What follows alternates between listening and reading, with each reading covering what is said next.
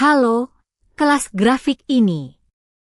Hari ini kita akan belajar dari grafik bulanan SPY tentang krisis keuangan.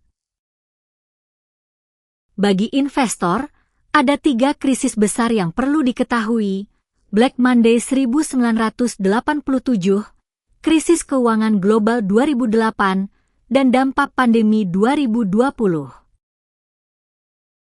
Mengapa penting? Sejarahnya, semua gelembung menunjukkan sinyal yang sama. Pola grafik dan psikologi manusia berulang. Tujuan hari ini adalah mengenali krisis yang akan datang dan siapkan diri sebelumnya.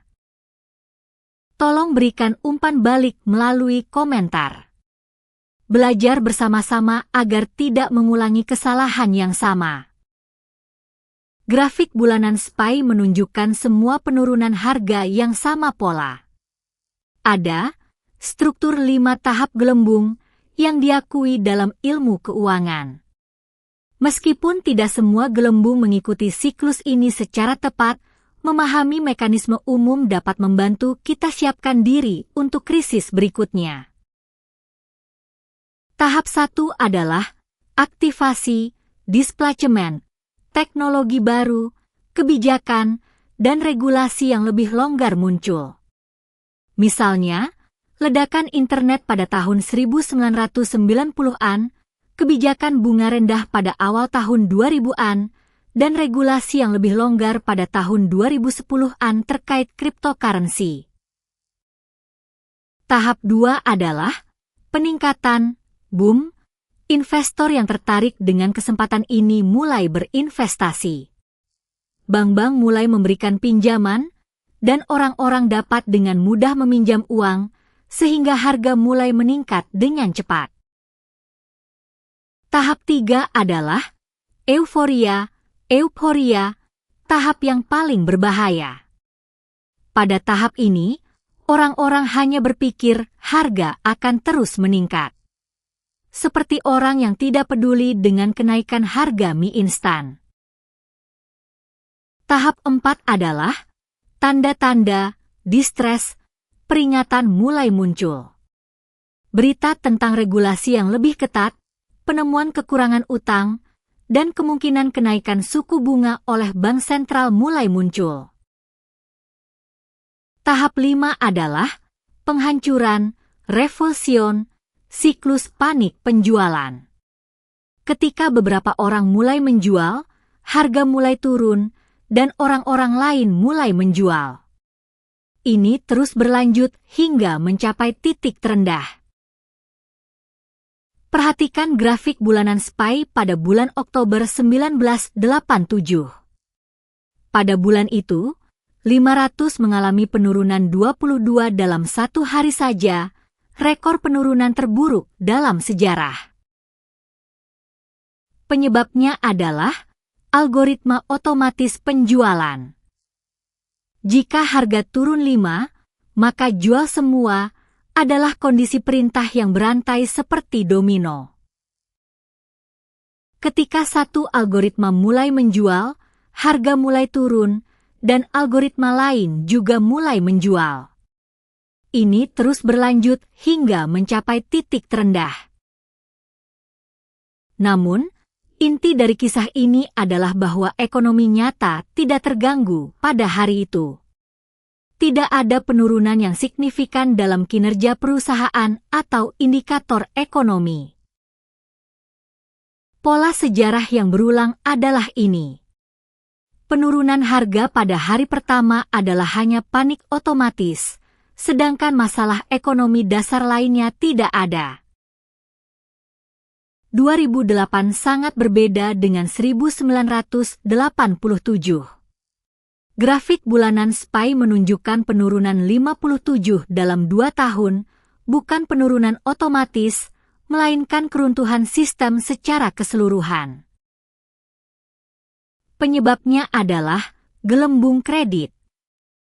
Mulai tahun 2001, kebijakan bunga rendah yang beredar menyebabkan uang beredar menuju properti, sehingga bahkan orang-orang dengan pendapatan rendah dapat meminjam uang untuk membeli properti seharga 10 miliar rupiah. Bank-bank mengubah pinjaman berisiko tinggi ini menjadi sertifikat utang properti (MBS) untuk dijual ke investor. Tujuan awalnya adalah membagi risiko, tetapi hasilnya sebaliknya, risiko menyebar ke seluruh sistem keuangan. Mulai tahun 2007, kekurangan utang properti mulai meningkat, dan pada September 2008, kejatuhan Lehman Brothers dan nasionalisasi AIG menunjukkan semua kekacauan. Bank-bank mulai tidak percaya satu sama lain. Ketakutan kredit, situasi di mana uang tidak bergerak. Ekonomi seperti tubuh yang tidak memiliki darah. Perbedaan utama adalah jelas. Pada tahun 1987, meskipun algoritma otomatis menjual, ekonomi masih sehat, sedangkan pada tahun 2008, ekonomi sendiri kehilangan kredit darahnya. 2020 bulan Maret SPY harian untuk melihat 34 penurunan seperti 1987 tahun itu, tapi pemulihan sebaliknya. 1987 tahun itu membutuhkan 1 tahun lebih dari setengahnya, tapi 2020 tahun itu hanya 8 bulan untuk mencapai rekor tertinggi. Alasannya jelas. Bank Sentral Amerika, FRB, dan pemerintah segera mengumumkan dukungan tanpa batas.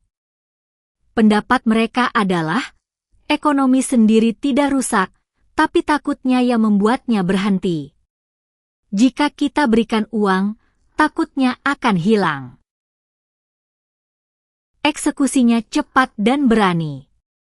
FRB menurunkan suku bunga menjadi 0 dan mengumumkan bahwa mereka akan membeli obligasi dan hipotek tanpa batas. Pemerintah juga mengeluarkan dana darurat sebesar 2 triliun dolar, sekitar 26,6 triliun rupiah. Hasilnya berbeda dengan yang diharapkan. 8 bulan setelah titik terendah pada bulan Maret, SPY mencapai rekor tertinggi, dan kemudian perusahaan teknologi seperti Amazon, Netflix, dan Tesla, serta perusahaan online lainnya, mencapai keuntungan 3001000. Ini adalah perbedaan sejarah dengan tahun 2008. Pada tahun 2008, Bank Sentral dan pemerintah mulai memberikan dukungan terlambat, tapi pada tahun 2020, mereka bergerak cepat dan berani. Pelajaran utama adalah, data ekonomi penting, tapi pada akhirnya, keputusan dan kecepatan Bank Sentral yang menentukan waktu dan kekuatan pemulihan. Sekarang, mari kita lihat SPY bulanan untuk belajar 5 sinyal untuk mendeteksi krisis sebelumnya. Ini adalah fenomena yang terlihat secara spesifik pada chart. Sinyal 1 PE rasio, harga saham terhadap laba per saham. Dengan melihat chart atau berita keuangan, kita dapat memeriksa PE rasio SPY saat ini, apakah lebih tinggi atau lebih rendah dari rata-rata beberapa tahun yang lalu. Sejarah menunjukkan bahwa pada akhir gelembung, 1929 tahun 20 kali, 2000 tahun IT gelembung 50 kali, rasio ini biasanya melebihi rata-rata Desember 20 kali. Sinyal 2, garis rata-rata bergerak. Dengan melihat chart SPY bulanan, jika garis rata-rata 50 hari, 100 hari, dan 200 hari semua bergerak ke atas, maka itu adalah sinyal kuat, tapi jika salah satu garis rata-rata bergerak ke bawah, maka itu adalah sinyal lemah. Sinyal 3, volume perdagangan. Dengan melihat chart SPY bulanan, jika volume perdagangan meningkat tajam sebelum terjadi koreksi, maka itu adalah sinyal koreksi yang akan datang. Sebaliknya, jika volume perdagangan tetap tinggi saat terjadi penurunan, maka itu adalah sinyal penjualan yang kuat. Sinyal 4, Indeks volatilitas. Secara resmi, jika di atas 30, maka itu adalah sinyal kekhawatiran, dan jika di bawah 15, maka itu adalah sinyal kepercayaan yang berlebihan. Dengan melihat chart SPY harian, jika dan harga saham tidak selaras, maka kita harus berhati-hati. Sinyal 5. Sinyal kebijakan. Berita kebijakan Bank Sentral, FRB, dan pemerintah, seperti kebijakan suku bunga dan kebijakan dukungan darurat, seringkali menentukan waktu pemulihan pasar. Kita harus memeriksa berita kebijakan ini secara bersamaan dengan melihat chart. Ini adalah penutup dengan melihat chart SPY bulanan. Pada tahun 2008, portofolio 100 saham mengalami kerugian 57, tapi jika portofolio terbagi menjadi 40 saham, 30 obligasi, 10 emas, dan 20 uang tunai, maka kerugian hanya 20, efek diversifikasi.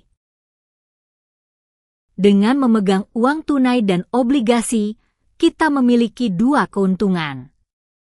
Pertama, kita dapat mengurangi kerugian yang sangat besar pada saat terjadi penurunan. Kedua, jika harga saham rendah, kita dapat memasuki pasar dengan uang tunai.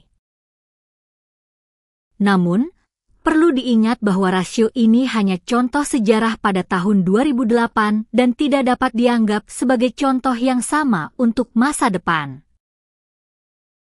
Komposisi portofolio Anda harus disesuaikan dengan tujuan investasi, periode investasi, dan tingkat risiko Anda, dan Anda harus berkonsultasi dengan ahli. Ingatlah bahwa kursus ini hanya untuk pendidikan dan tidak untuk memberikan saran investasi atau jaminan keuntungan. Data sejarah dapat memberikan pelajaran, tapi tidak dapat memprediksi masa depan. Semua keputusan investasi adalah tanggung jawab Anda sendiri, dan Anda harus berkonsultasi dengan ahli.